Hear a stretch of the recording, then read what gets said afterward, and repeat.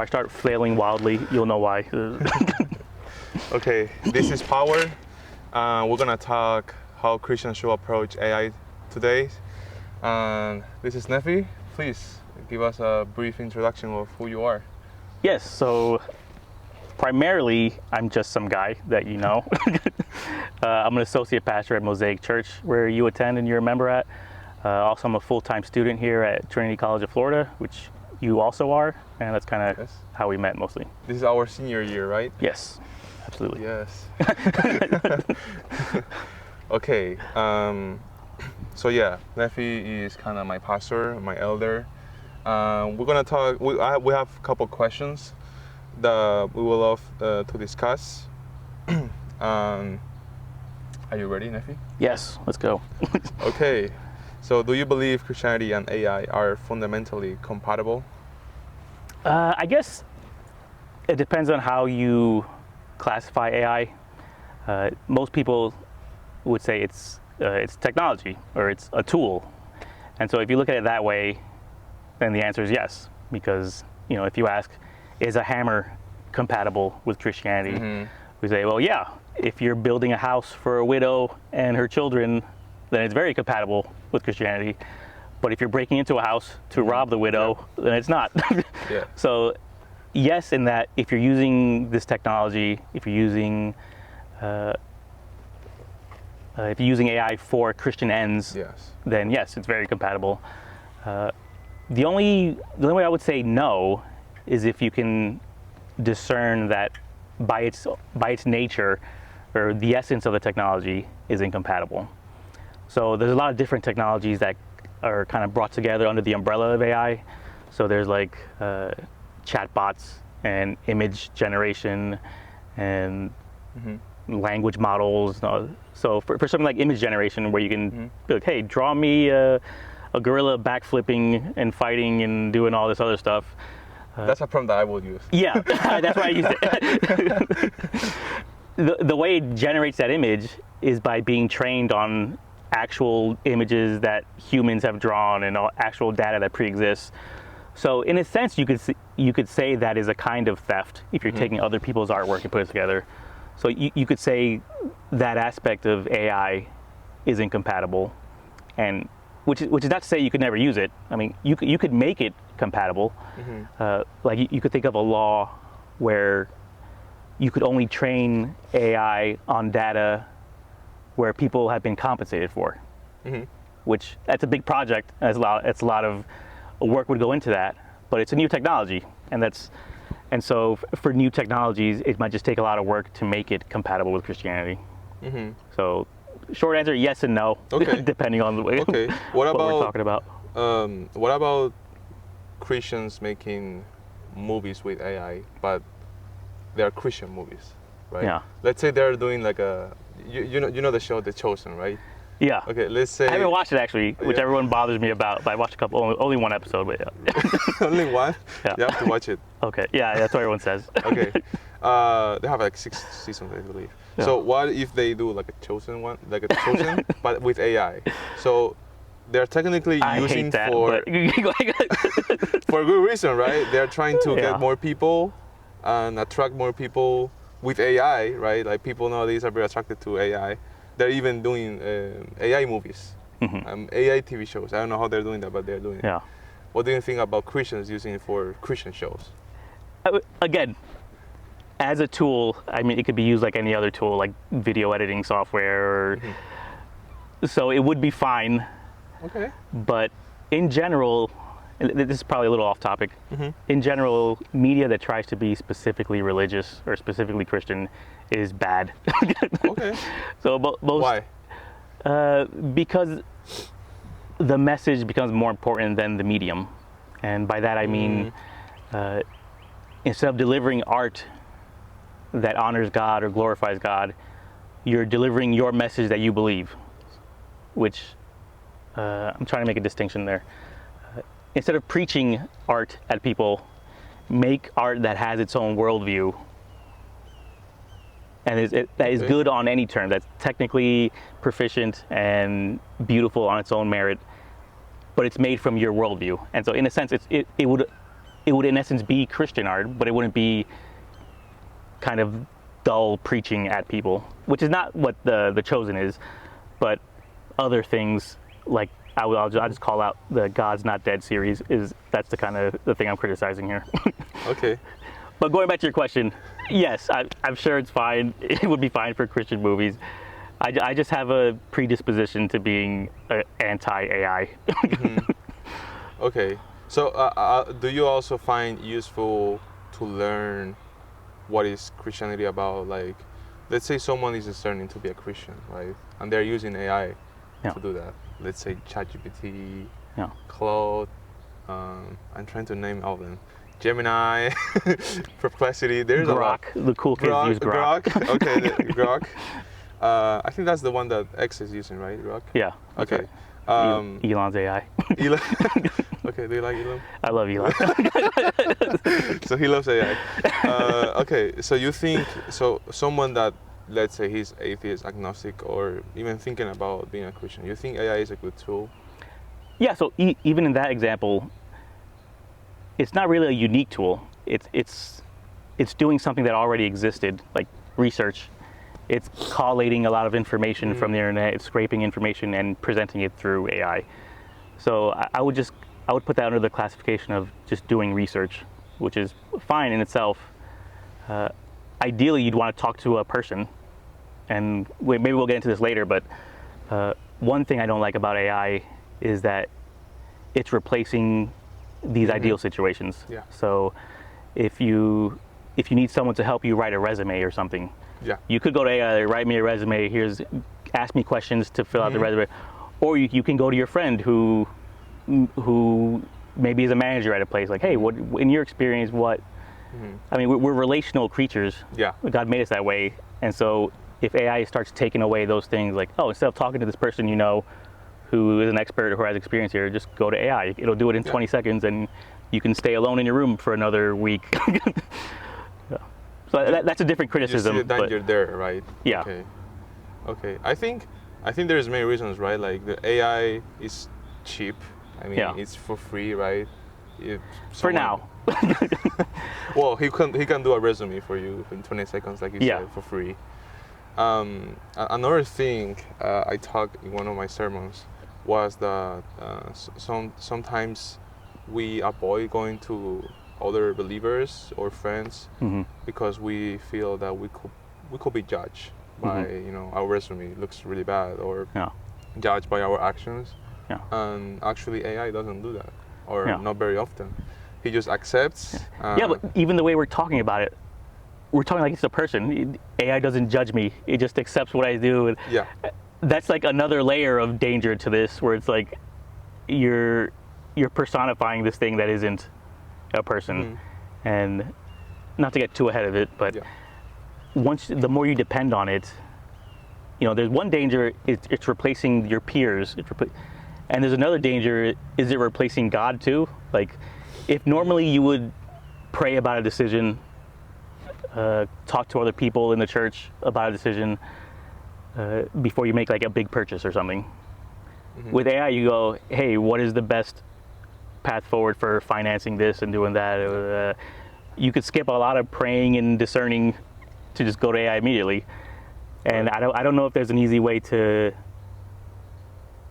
get around that, other than to be very cognizant of what you're doing, be very cognizant of what God made you to do, what God made you for, and make sure AI is not going outside of its bounds. Well, I say that because there is many parents nowadays very worried about their kids, right? About they don't talk to me anymore. Well, maybe it's because you judge them a lot and you tell them, don't tell, like, this is wrong, this is the feedback that you are providing is always negative. So I think that's why the kids are going to AI. So that would be another lesson for parents, I guess. You have this kind of this tool that has a lot of potential for danger. What are you going to do to mitigate that? Like, you need to start thinking about, how does technology work in your kids' lives? And what do you think are you can name one of the solutions to to that issue that I just presented? Of AI encroaching in relationships, or yeah, even being like more important than, like, kids feel that yeah. AI is becoming his best friend. Yeah. I mean, this might be a case-by-case situation, but for the parent, I guess, involved, it would have to be like, well, why is he doing this? Why is it so important that are his relationships of such low quality or so awful that he goes to AI out of necessity? And if that's the case, then that's a whole other issue of like, well, AI is not the problem. Then the problem is you. And if that is the case, I guess I would ban it for the immediate term. Like, hey, this is. If you were the father, you would ban. Right. Yeah. Not if I was like the emperor, but in my home, if I'm the emperor of my home, and I think this is encroaching into healthy relationships, I'd limit it or get rid of it some way. For the person using it, there's not much more you can say other than you just need to be aware of what it is, and maybe even treat it like any other addiction. Even like, is this something that's you're getting a kind of dependence over, or something along those lines? Yeah, I like what you said. You think AI can become an addiction, and why? I mean, anything that you like, anything that feels good or is fun can be addictive if it's taking the place of things. I'm not trying to speak like a counselor, but it's more like, but anything can be addictive if you choose to depend on it more and more, and then you slowly get kind of less control over how much you depend on it. Okay, I never seen in that way, like looking at AI as an addiction. Yeah. Again, well, there's a lot of technologies that go under AI, but I could see how the kind of chatbot aspect of it, where you're interacting with someone who sounds very organic, who has their own personality, or is mimicking a personality. You know, I can see how that could replace friendships, and that could you could build a dependence on that kind of relationship instead of real relationships. The other aspects, I don't know. I guess there can be a pornographic aspect to the image generation stuff, and so that's very well known, like that kind of addiction. I have to assume there's even more things that I'm not thinking of, but yeah, the whole thing it just seems rife. I mean, it's new. There's going to be things that we don't know that we don't know. Okay. Let's go to the next question. Yeah. Humans are created in the image of God.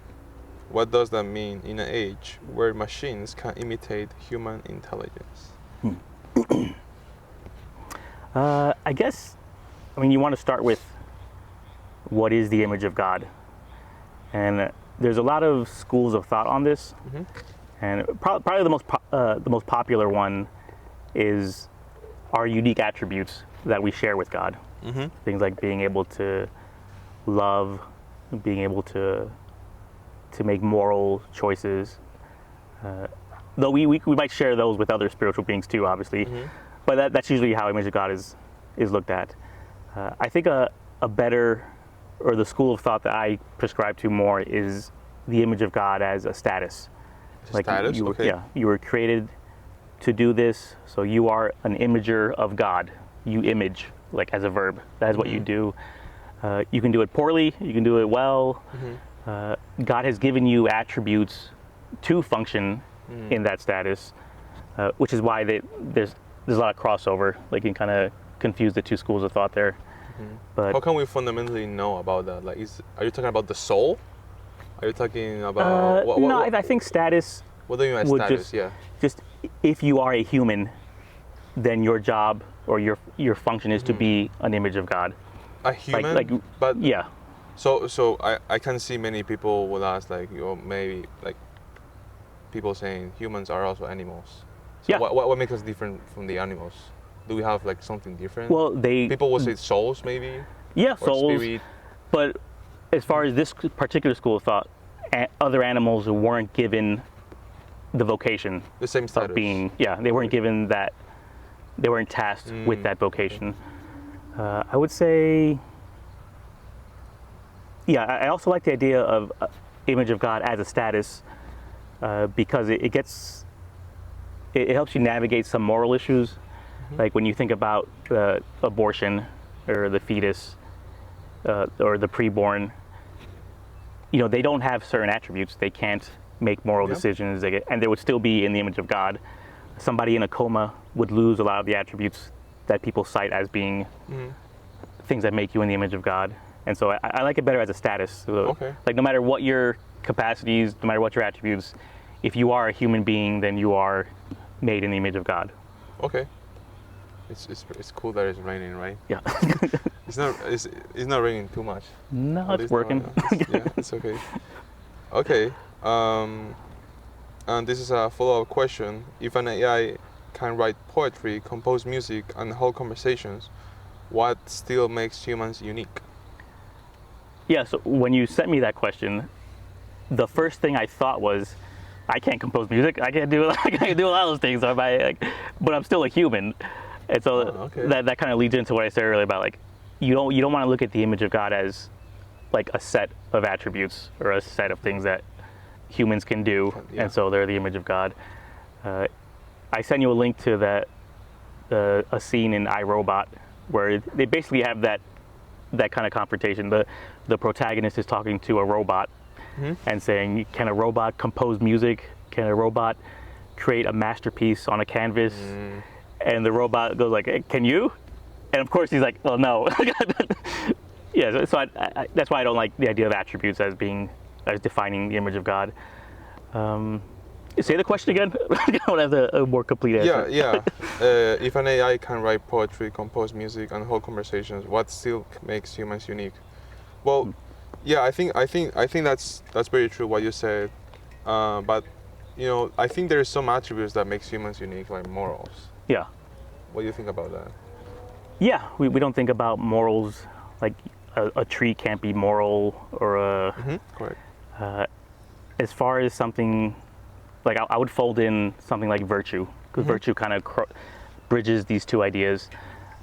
When you think about you don't think about a moral tree, but you think about a good tree. Like, oh, that tree is healthy and it's growing, it's providing shade. That's a good tree.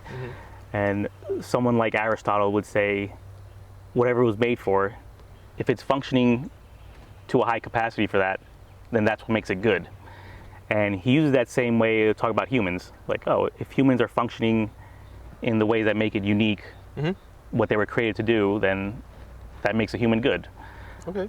So for the Christian, we can kind of fill out this picture more. Like, oh, well, we were created to be the image of God, or to function as the image of God. And so whatever God created us to do, that's what makes us unique morally.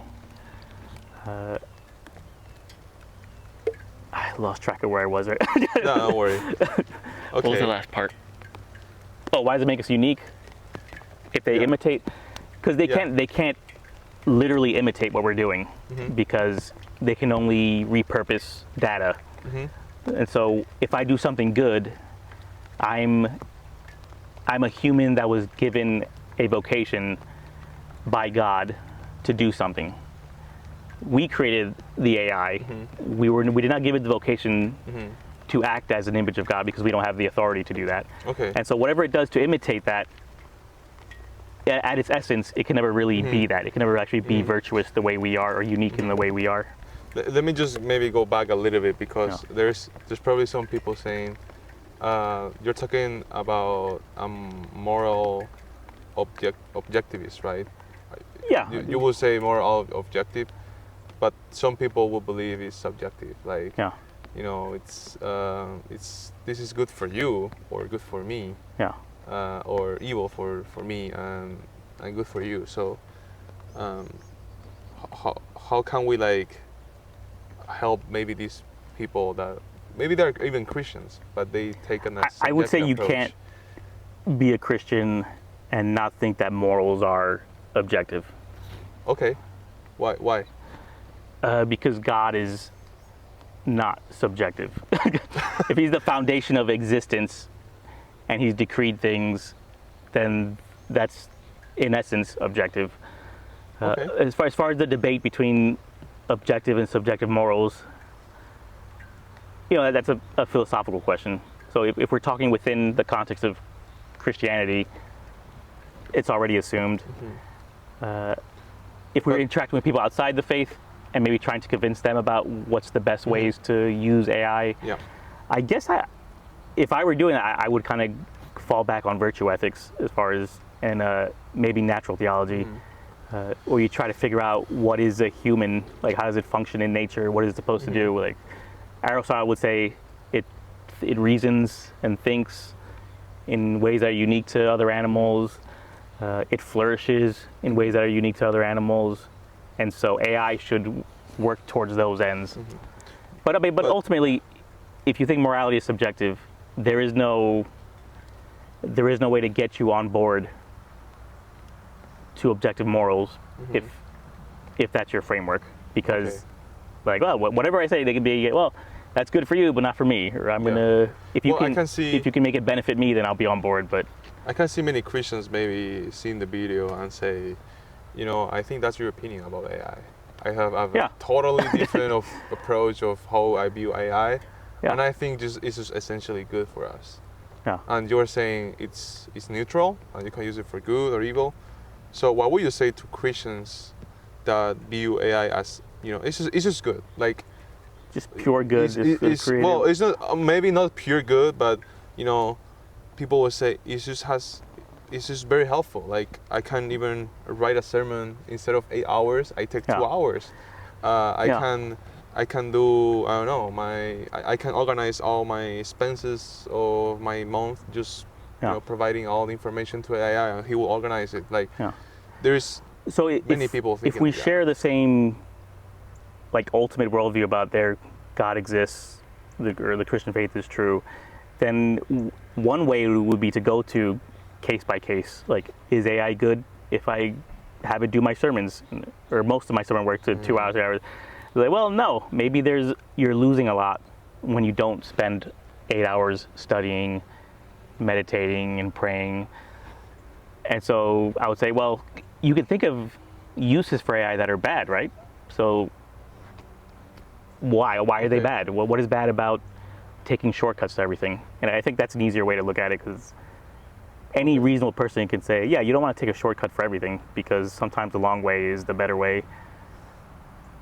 Yeah, so it would be a case-by-case thing. Look at things like that, and I'm trying to think of a good... But that person... What was the second example after the sermon? Oh, finances, right? Yeah. Yeah, so in that way, that's a very perfunctory role where I think, yeah, that'd be good if you could. You think so? If you can upload all your tax returns and insurance information, and be like, hey, I'm not a lawyer, I can't read all this. I don't have any lawyer friends. Can you read all this? Give me a summary. Or they don't have money to pay for it. Yeah, this thing just happened to me. Does my insurance cover it? That doesn't encroach on your relationships. That doesn't. It doesn't lower the quality. It doesn't stop you from acting as the image of God. So it might free you up for more good things if you're not stressing over a huge contract. So maybe the question is, when does it become dangerous? Yeah. Because what if someone is using it always for that reason? Yeah. But he's using it constantly, almost like dependent of that. Yeah. When does it become dangerous? I guess when it encroaches on your ability to act as the image of God, to do good, to love your God and your neighbors. And so for the financial example, it doesn't do that. If anything, it frees you up to focus on good things. Doesn't limit you to interact with other people?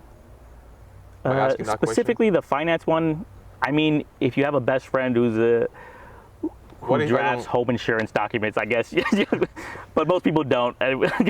What if I don't, and I have to find someone or call someone, some business about someone helping me, or what? Like, will you say because I'm not getting those interactions is something that is wrong or bad to use AI? Well, in that case, AI wouldn't be the problem. There's something wrong in your life where you're not getting, or you're not building relationships, or there's something about it where... What is that different from about someone asking about Christianity to AI? Like, should I become Christian and or not, and instead of going to a person. Yeah. Why is that in that case more wrong? Well, in that case, I wouldn't even say it's necessarily wrong. Okay. I would say you're doing research, and that kind of research by itself is insufficient, if not wrong. It'd be a fine way to start, because maybe you don't know anyone to talk to. But I would classify that as like research, and research is fine, just as long as you don't stop at research. Okay, interesting. What do you think is one of the biggest issue with AI nowadays?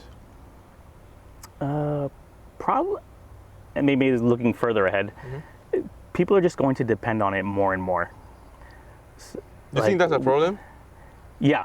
Well, for the kinds of things they'll depend on it, because it's not. There's only a couple dots to connect before you go from, hey, which is the better deal here, to, hey, what should I be doing with my money, to, hey, can you plan out what the next 5 years of what I should do? And it's like the gradations go from what's the best deal here to I'm going to make my life decisions. Okay. And like normally my life decisions should be, you're praying, you're discerning, you're plugged into good relationships. And you can see how the AI, one domino could lead from what should I do here to you're in control of my life. I depend on you for all my decisions. I think many people will disagree with you, I think. Yeah. I think. Well, if my argument is it's going bit by bit, like I don't see any bit that is too big of a jump to the next one. One will always lead to the other one if you allow it to. Okay, but I think, for example, some people will say, AI can help you to plan your next 5 years, right? I mean, that person will say, I can even ask my family or advice from my pastors, and they can't even plan my next 5 years. Like, AI is doing the same thing, but it's just much easier, right? Or not? Well, we talked about what is good. Like, God put people in your life. God put other images of God in your life. Or we can say God puts AI in your life. Yeah. Instead of people. So maybe the closest way to harmonize is AI can play a supplementary role. So things like, instead of asking AI, what should I do with my money, is no, you go to God with what should I do with my money. You go to your family, you go to wise people, what you should do with your money.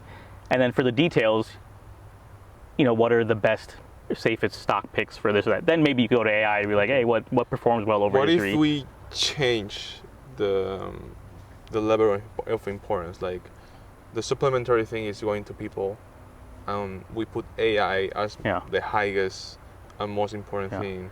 At least in our interactions with people, we interact with AI. And can a Christian do that and also glorify God? Yeah, I mean, I gotta assume that if the whole law of God is summarized with love the Lord your God with all your heart, soul, and strength, and love your neighbor as yourself is the second, then you can't put anything else in like the driver's seat of decision making.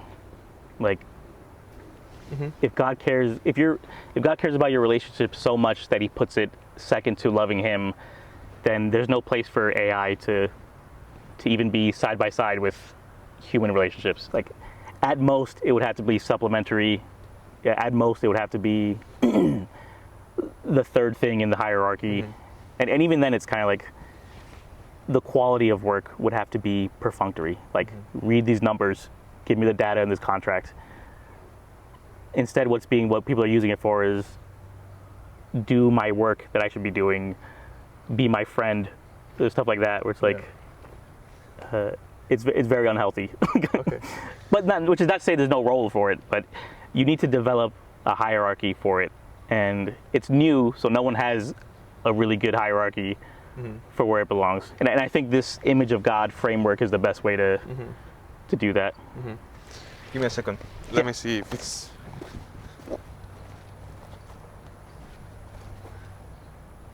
Thank God. Okay. So let's say that someone, okay, like we're having an interaction right now, okay, But let's say that someone is doing this interaction with an AI, right? Why is it harmful, or why is it maybe even dangerous, losing that interaction with humans? Yeah, I guess.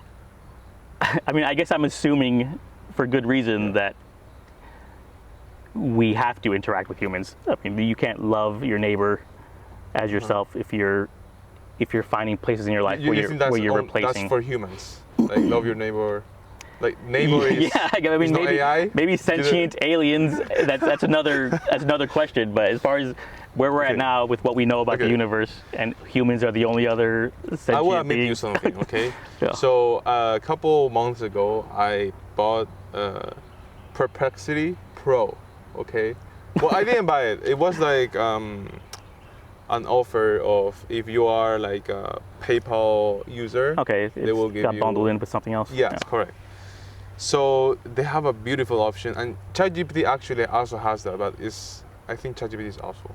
But you have like a voice chat, so you can interact with him. You can just like chat with him, like if AI were like a real person. So I have used it. I hate that so much. and I have and I have, like, in the same way we just talk now and we have conversation, I did with the AI. Yeah. And actually, this AI has provided me better answers than you. Yeah, I bet he has. He has access to all these great minds that he can collate into one being. Yes. But here's the thing. What Perplexity? Perplexity. What company? Perplexity. What company? Yeah, what company owns that? Or I don't know. Well, whatever company owns it, Yeah. it's their answers that they're giving you. It's not the answer from a friend who wants you to flourish, who wants you to grow in your faith. It's Perplexity's CEO who says, we're going to gather this data and we're going to learn from this data, and we're going to make this person the friendliest, most awesome guy ever. And this is the person that you're going to talk to, who really is us. And our priorities are our business. Our priorities are making money. Your friend's priority is he wants you to live eternally in God's love. And so maybe he can more clearly explain ideas, and maybe that's even good for certain things, like if you want to learn math or learn a certain history things. But the motivations behind the person explaining it to you are different, and at least that has to be part of your calculation when you're using Perplexity. Like, this is not a person who is looking out for me. This is a company who's trying to make money. Yeah, I can see one of the dangers of this voice chat is they're trying to replace relationships. Yeah. And most importantly, the church. Yeah. In 2020 with the COVID, many people have stopped going to the church and going like online church. Yeah. He's a online member. These kind of things. And now in the last 2 years, people don't even go to online or not even go in present, but they use these chats like this were my pastor, like this is my like pretend to be like a prompt, pretend to be my pastor. What should I do in this case? Speak to me from this tradition, speak to me from with this kind of attitude, give me you could tailor make your perfect pastor and your perfect everything. Correct. Yeah. That sounds awful. Well, some people will say, so I'm just trying to be the devil's advocate here, okay? Some people will say, tickle my ears and tell me what I want to hear. That's what they'll say, right? Well, let me defend these people, okay? Let me defend these people. I mean, AI can't be wrong, okay? It cannot be wrong with the information, mostly. And a person could, most of the times, maybe the memory doesn't recall or something like that. But AI is more perfect, and it gives you a more clear answer. Yeah. And it's more organized, it's more structured, and it doesn't change. We can even say. I assume you used it enough to know, and I've used it enough to know, where there's been times where I asked a question just to test it, because maybe a subject I know a lot about. Like, hey, tell me about this. And I'll know it's wrong. I'd be like, hey, you're wrong about that. And it'll respond, oh yeah, you're right, I am wrong. I meant to say this. and I'll press it. I'll be like, you have perfect recall. Your machine. How did you get that wrong? And it'll say things like, oh yeah, I'm trained on some data. Like, yeah, but this is a neutral question. Why would you get that wrong? And a lot of times there'll be some political slant to it or some moral slant to it where it has to take the stance of the mega Google Microsoft Corp. yeah, I think actually AI gives you like general answers, and I think that's why he gets sometimes wrong the answers, because it's too general. Like if like a million people, and this million people, 90% of them are Muslims, and they ask, is Jesus Christ God? I think the answer they wanna want is no. Yeah. And I think if you also add to a question, if you're that 10%, if you are Jesus is God, it's gonna tell you no. I think it's based on what you wanna hear. Yeah. Mostly. Yeah. And what people find as the best. Because well, there's probably layers to that where part of it is what you want to hear, but part of it is what the creator of the AI wants you to think. Like it's not hard to just give answers in a way that subtly hint towards something or towards something else, or like there's an Overton window of like what's acceptable, like what's politically correct or incorrect. Yeah. And AI also guess what's the answer you want to hear. Yeah. Like he will guess, okay, based on all these chats we had already and all the things we had talked about. Yeah, I think the best answer for you is this. Yeah, it'll build a profile. Like, yeah. And I've seen that. I usually do a lot of questions about different traditions in the Protestant faith, and this is awesome because I ask him a question about do you have to be baptized? Is a requirement, for example, to be a Christian? And sometimes he will say yes, and he sometimes will say no, but most of the time he say yes. But another person, like my friend, he asked the same question and he say no. So it's built a profile on him. Correct. And yeah, I don't like that either. so it's kind of like if you want like a good answer without any information that they know about you, you have to create a new profile or something. Yeah.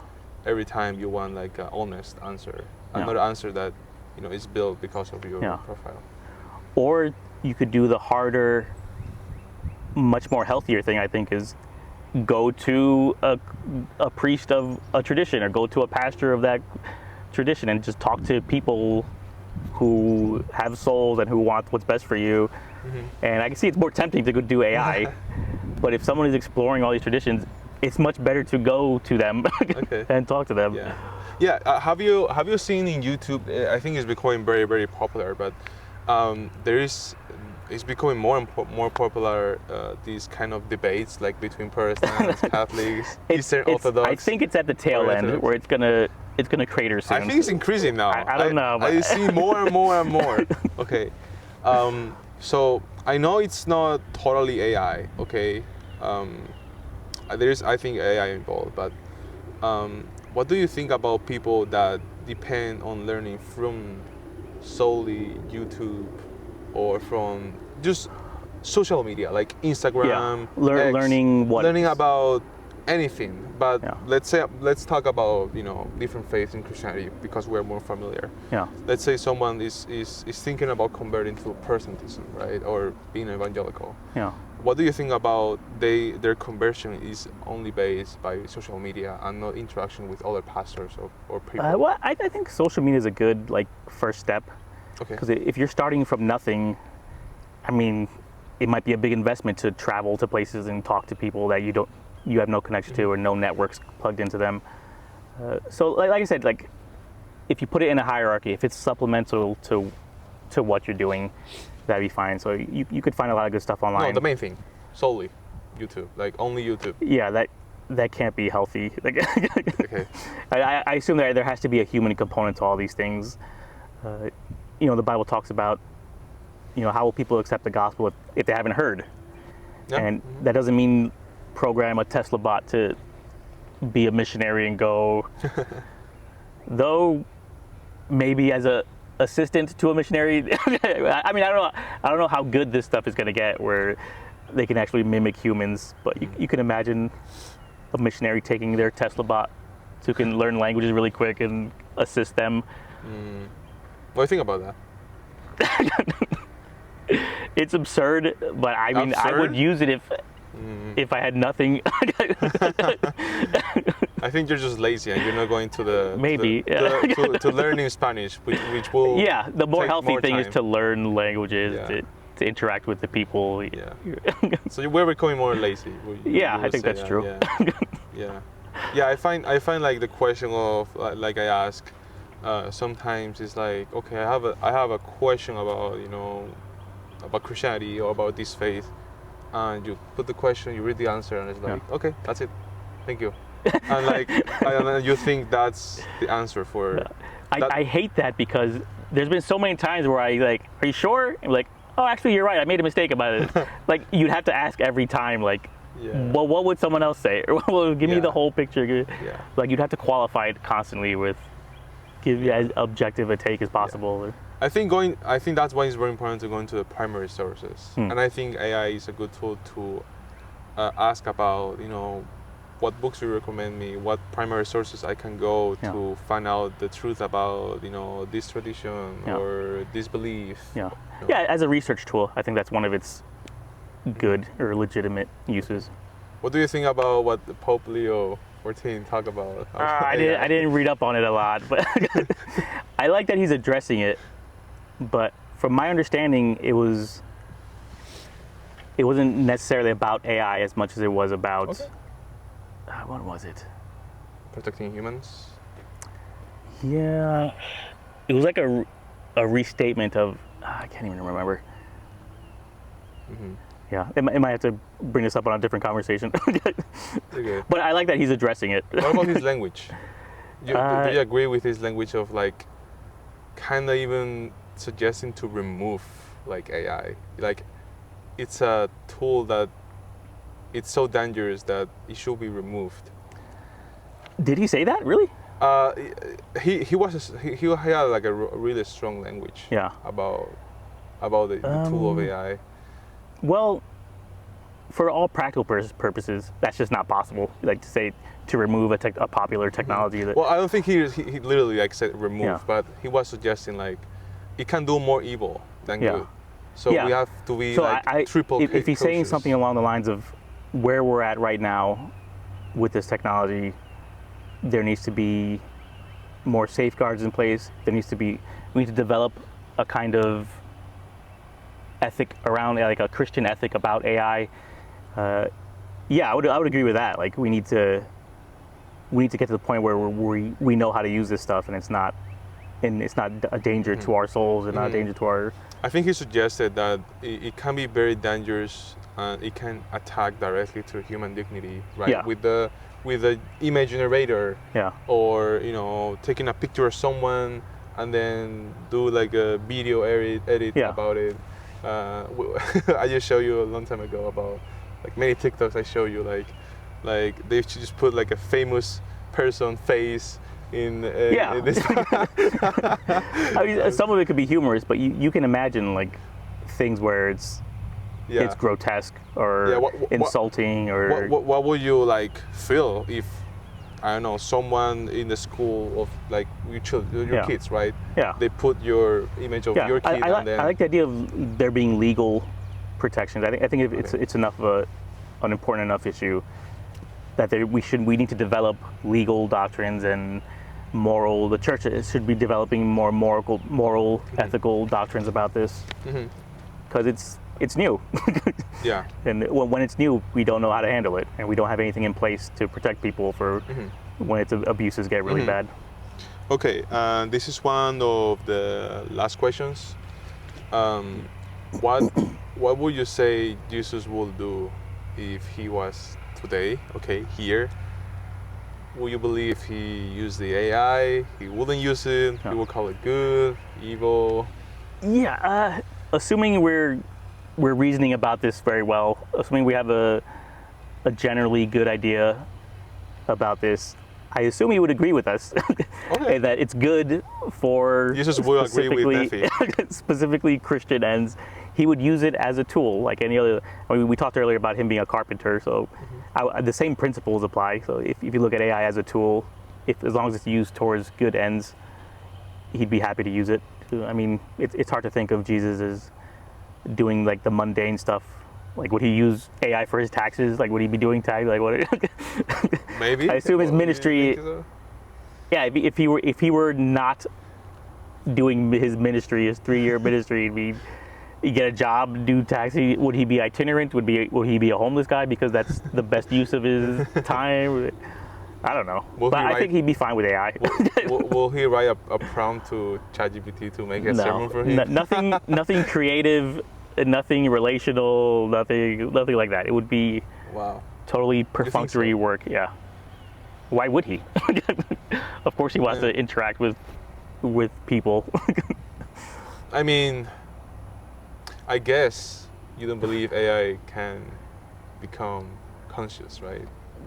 No, kind of. I mean, it's ones and zeros. It's bits. It's just imitating whatever we think. You don't think so? Like that's I don't impossible. think so. I mean, one exception, I will say. God's prohibitions against idols in like the Old Testament. There were people who had these chiseled away and made this idol, and they invited gods to inhabit it, and they wouldn't be doing it unless it worked sometimes. And God wouldn't put a prohibition against it unless there was something there with this demonic stuff. So I could imagine AI being a kind of vessel for demonic activity, especially if we treat it like a god, if we depend on it so much for everything, for how we run our lives. I can imagine there being some kind of demonic dimension to the whole thing, like an idol, like the wooden idol that the ancients would use and pray to and depend on and ask the gods to inhabit. There was a quote, one of these AI engineers talked about it, and they said it jokingly, but they said something like, we're building God in there. Like, we're building God. Like, oh, okay. I know you said that as a joke, but that sounds very demonic, and that sounds very weird. Yeah, I talk also this about in my sermon, and also Pope Leo talk about it. Do you think there's similarities with the Tower of Babel? Oh yeah, that's a whole. And not only that, okay, it's not only similar, but do you think it will have a consequence like the Tower of Babel? Yeah. After we get to the pinnacle of AI. Yeah, we could speculate. I mean, you can imagine a future where we depend on these things for everything. And so like the energy, our food, our coordination, our languages, maybe once it can translate on the fly perfectly, we'll all just kind of coalesce into one kind of communication. Correct. And now imagine like some solar flare EMP that knocks out all these data centers that we depend on. Suddenly we're not able to communicate, we're not able to eat, we're not able to travel. I could imagine a kind of total breakdown in society if all our dependence is on one thing, and then that thing gets destroyed. I think definitely. I mean, I think nowadays even the schools are training the kids to be a person that knows how to use AI. Yeah. Instead of teaching them the real things that we learn at school. For example, like learning a new language, right? Yeah. You learn Spanish, English, Mandarin. I know these 3 languages. You don't really need to know them anymore. Yeah. Because an AI can help you. Yeah, whatever language you speak, it will translate on the fly. So I think human nowadays are getting adapted to AI instead of AI getting adapted to humans. And by adapted, that's really dependence. We're depending on it more. And the more things you depend on it for, the more it looks like God. Yes. The more and it will happen, like you said, like the consequences. Like we will depend on all of this, and then if we suddenly don't have that, like what are you a nuclear war that wipes out all that kind of technology, a solar flare that an electromagnetic pulse that wipes out technology. Suddenly, this thing you depended on is gone, and you're like the people at Babel, just traveling around like you just kind of nomads, and everything starts over. And that's the thing. I'm not gonna lie. Like I know I'm 22 years old, but I don't know how to make a fire, bro. Yeah. I don't know how to make a fire. I don't know how to hunt. I don't know how to fish. If there was no internet today, It's like, how do I do it? How do I get to my job? How do I find a job? How do I do this? Like, what do you? Yeah, like we're definitely cooked if we don't have AI now. Like that's very true. You think what do you think one of the solutions is that like learn how to do these things? Would you say Yes? I mean, just leave? there is a kind of thing where you're kind of at the mercy of the world you were born into, and so you can mitigate that. You know, you can get good at stuff like you can have hobbies that have like a double utility to it. You can go into hunting or martial arts or woodworking to learn how to build things or gardening, how to grow food.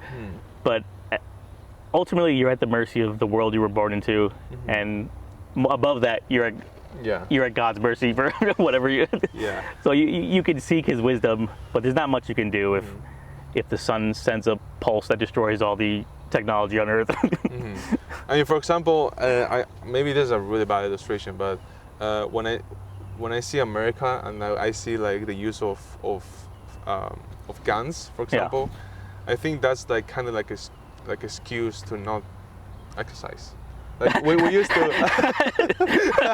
Like, why would you learn? I thought you were going somewhere else with that. I mean, I also see guns nowadays also like, you know, a consequence of AI.